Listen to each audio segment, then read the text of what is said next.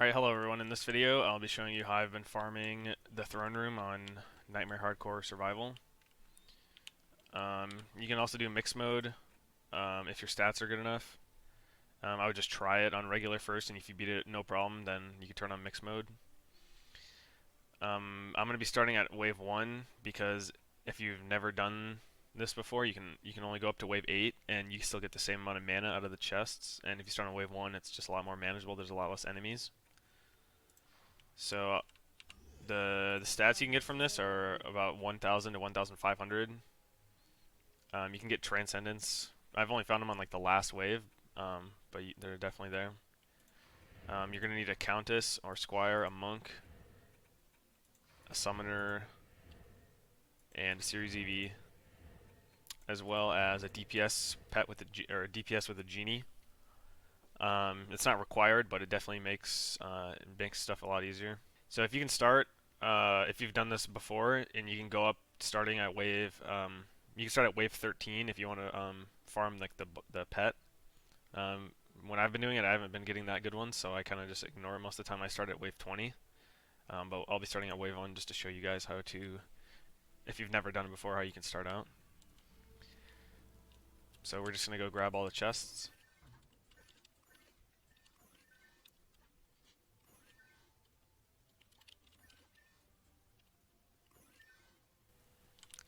So now we're basically just going to put one harpoon at each choke.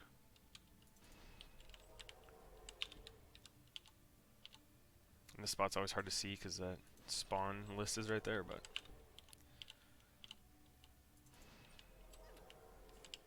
And for these back here, I kind of try to put them by this little thing coming out of the ground, all the way as far back as you can put it pretty much.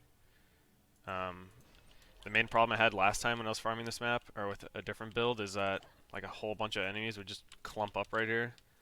So now if you move the stuff back, they'll have to like walk out here, and the harpoon can get like a better line of sight on them. I'm gonna go to my DPS, so we can build ores next. But now if you have a genie, you can start building up mana.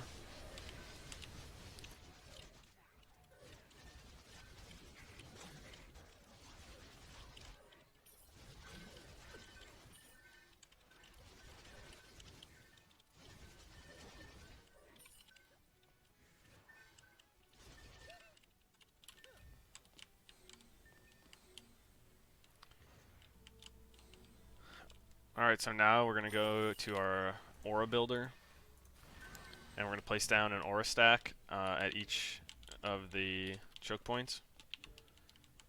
So ensnare, electric, and strength drain. And make sure that they're covering the harpoon, because that's where our buff beam's going to go eventually. And especially on this, you're going to see the ores don't really reach up all the way onto the sides, but eventually once we get a buff beam down and max it out, the range will increase so that they fit all the way up to around these two corners, like fully.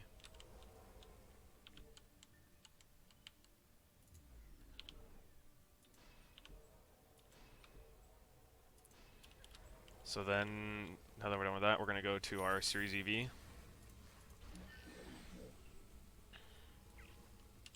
And we're going to place down a buff beam at the 3 areas where the auras are. And so we're going to go down to like the 3rd step probably, by the yellow, build a 4 DU buff beam. And then we're going to put down a wall, a physical beam. I like to put it up here, and we can stretch it out to be 3 DU. I originally had a 2 DU, but we have 1 leftover DU at the end of this. So I figured I'd just stretch this out. I think this one has to be 1. So we get a reflector and a wall, and then we'll do the same thing at the rest of the choke points. 4 DU buff beam. And then right before the stairs, I put down a 3 DU wall. And then in front of that, a 1 DU reflector.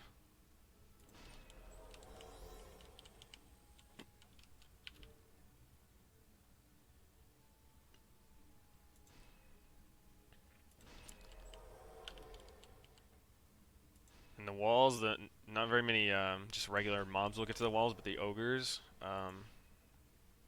they're the ones that will get to the walls and start hitting on them.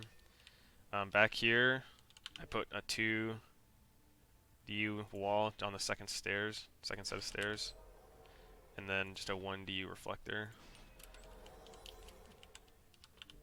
And same thing on this side.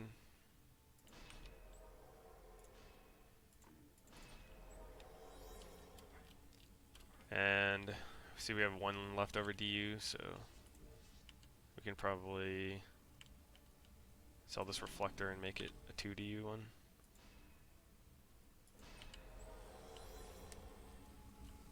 So now we have maxed out defense units, so I'm gonna go switch to my summoner.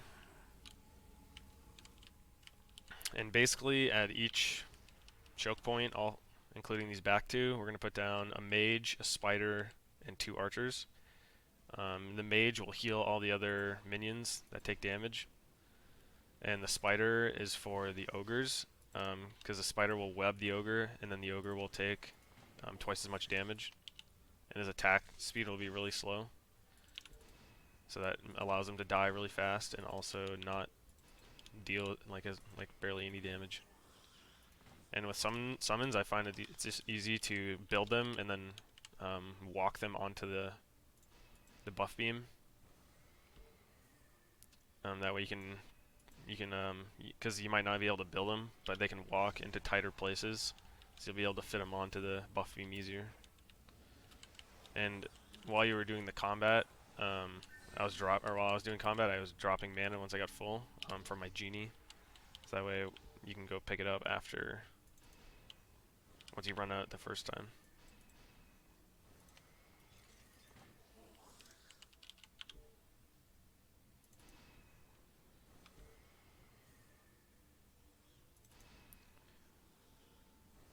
Also, for some reason, after you put a spider down, you can build a mage directly on top of it. I don't really know if that's a bug or it's supposed to be like that, but that's just the way I build them. Except for up here. If you have to walk them, it doesn't work. If you have to like click on them and move them, it doesn't work. But if you're just building them on top of each other, it allows you for some reason.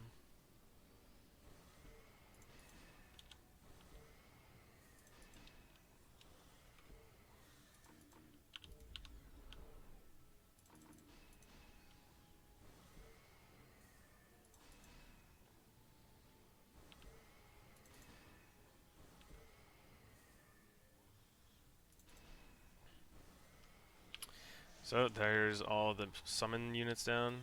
You can see minion units is 100 out of 100. So I like to switch to my mana generator again for another wave, just so I can max out my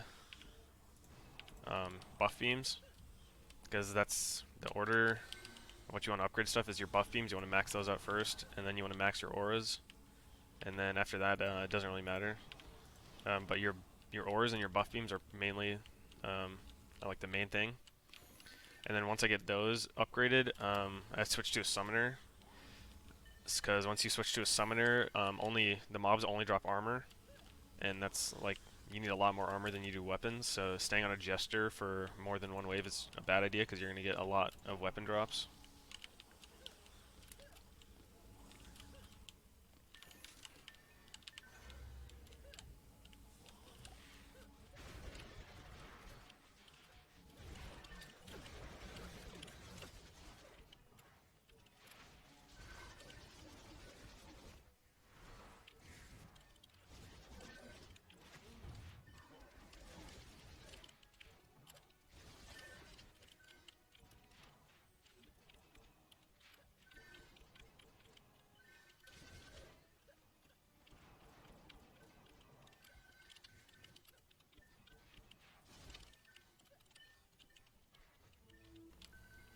Alright, so I was able to get all my auras up to rank 2, and I 3-starred all my buff beams. So now that the buff beam is maxed out, you can see that it pretty much covers all the way up to this wall. So anything that walks through here will be affected by the auras, which is pretty much what we want. Also on this side, you can see it comes all the way up to here. So anything that walks through here will get affected by the auras. That was another problem I was having. Was kobolds would they would like start right here and they would just run and it would just spam all of this. So now I'm just gonna switch to my summoner